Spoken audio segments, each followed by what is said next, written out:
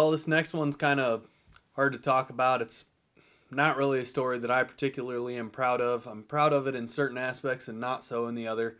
And this is the story of Harold. So over the last 3 or 4 years, Garrett and I have been trying to, as one of our main across-the-board goals, to kill a buck in October. Because we feel like if you're killing a buck in October, anytime, you're killing them by design rather than a deer that's just kind of winding its way through the woods during the rut. And so over the last 3 years, we've had lots of opportunities and killed some really nice deer in October, and this October was no different. I think the first really good thing, yet kind of mistake that we made this particular deer season was it would have been a Thursday night. Right before Garrett and the rest of the guys left to go antelope hunting, we put out a mock scrape line, which has been very successful for us in the past. So we have this product by Code Blue. It's called Grave Digger. We make our mock scrapes. We set our cameras up facing those, and they monitor them. Well, it's no later than 3 hours after we've set our mock scrape line up that a buck that we call Marshall, Harold, and Steven are just running hot laps through there. And over the weekend, I wasn't going to go hunting because I'm like, I'm not going to be able to get it on film or have the quality of footage that I want to. So even though those deer are showing up in daylight on our scrapes, and like the first week of October, I'm not going to do it. I know that the film's going to be low quality, so I'm just going to stay out of there. Fast forward 2 weeks, we have our first cold front, and we set up a scrape line, again, in a different location. And at this time, the deer have kind of established their bedding areas, and we've got a particular bedding area that's kind of a long, skinny strip at the end of a finger that runs north and south. And we noticed that very close to daylight, on one of our mock scrape lines, there's a buck called Harold that's visiting that particular scrape. It's like the third weekend in October. When it's starting to get really good there, we see a good drop in temperature. We'd hung a pair of summits anticipating a north wind coming in.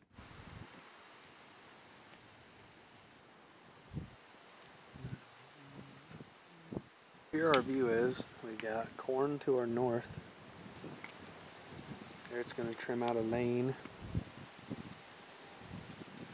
And to our south, we think the deer are coming from over there and bedding based on data from a trail camera. It's like right there on the scrape. We think they're coming over from here, kind of going like this and right to our scrape. And down to our south there's a big ridge. I don't know if you can hear in the background, there's a combine that's actually taking out those lower fields. So this is south. So there's these two, like, whoa, coming off this branch right off the top side, which I can get these two. You can get those? Yeah, I can get these two and open this up. And so north wind was the wind we needed to ideally hunt this spot, and we hung the pair of stands the weekend before, anticipating the following weekend. As a 9-to-5 workers, we don't do this full time, so we have to put a lot of stock into what's going to go on the weekend. So we hang our stands up all week. The buck that we called Harold is continuing to circulate through this mock scrape line that we've built, and on Saturday we get in there. And here we go.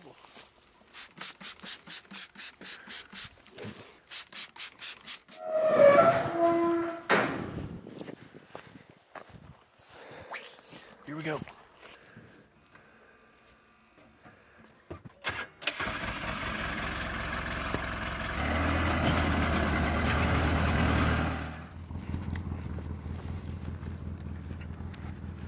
As you can tell by the look of the buck beard, we haven't killed a buck yet. But we hung the stand, this pair of summits specifically for this wind. Last weekend, Garrett and I went back and forth and ultimately ended up going coyote hunting because we didn't want to mess this stand up. Now time to make some noise. Nice and quiet. Alright, let's see if the 10 points are better than 8.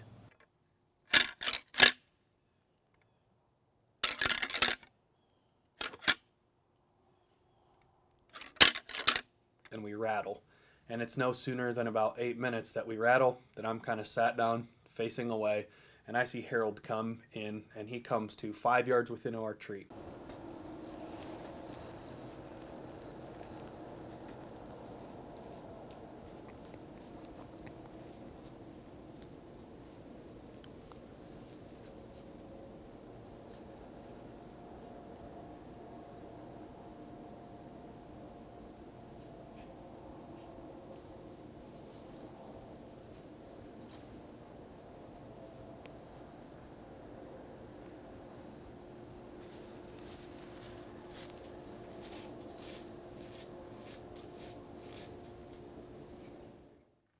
and he makes a scrape.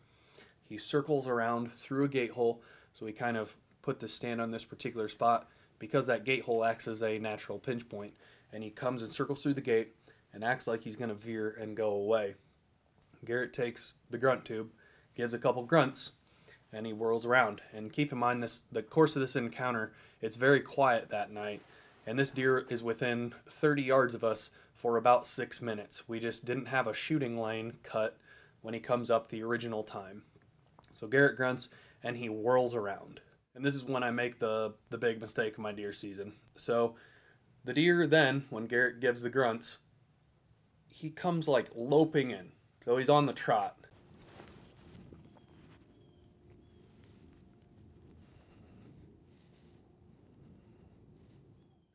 So I'm thinking, well, he's going to be, somewhere in between 18 and 30 yards, the edge of the field. I'm like, okay, top pin, this is going to be fine. And I draw back, I settle in, and I stop him. Matt. Bet. Got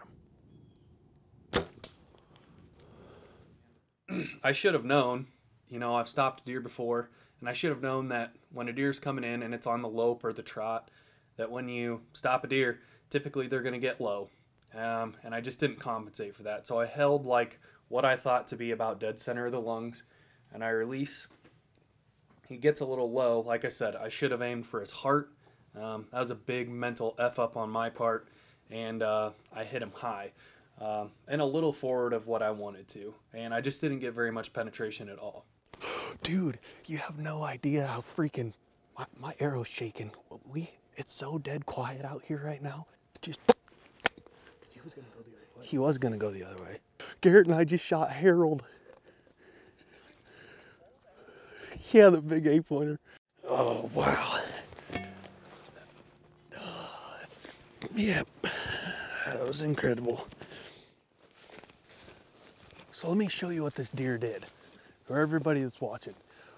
We're up in there. Those are the summits that we put in there last weekend. Garrett and I went back and forth and ultimately decided not to hunt it to keep it fresh, and boy are we glad we did. And he came right here. That's where I saw him, right there. And then he comes right here.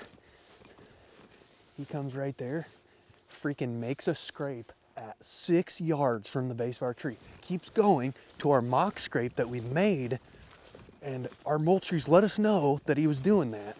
That's why we came in here tonight on this wind, on this cold front to hunt him.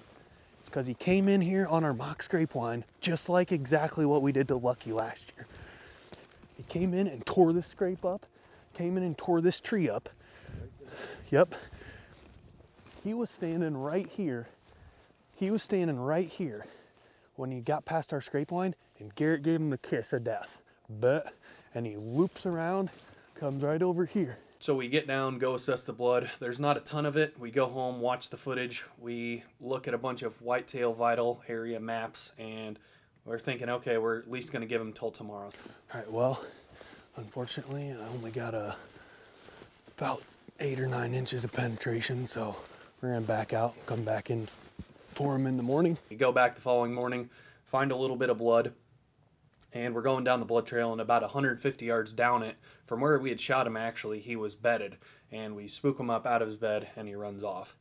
And at that point, it started to rain, and then we lost the blood, and then we decided not to pursue him. I guess the only good thing about this whole ordeal, like I said, is a big mental mess up on my part. I should have held lower. I should have known that when he was coming loping in on the trot, that he was going to duck as soon as I stopped, but I don't know why I held higher. It was a big mental lapse on my part, but we wanted to tell you the story because that's how it happened.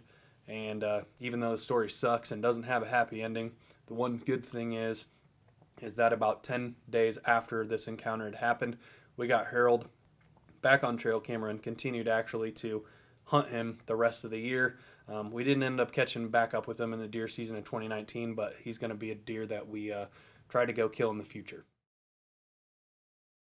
If you like listening to hunting stories as much as watching them, then check out our podcast. The Last Breath Huntcast is available on iTunes, Spotify, and all other major podcast platforms.